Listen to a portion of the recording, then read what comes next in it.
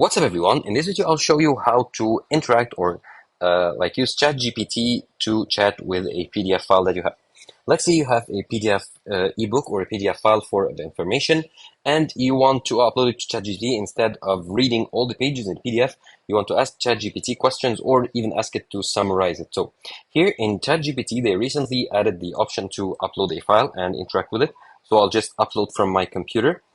And so this is like a diet plan that I was creating earlier, and I downloaded it as a PDF. Let's open it in ChatGPT, wait for it to upload, and then I can ask it question like how many calories are in this diet plan.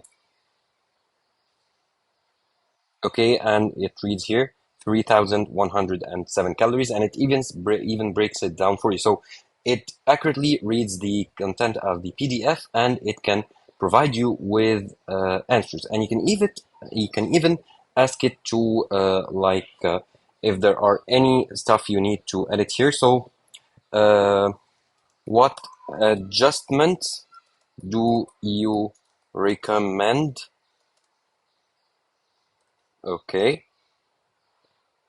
And here it gives you some answers or some steps in order to verify or sorry to improve the PDF or the diet plan here.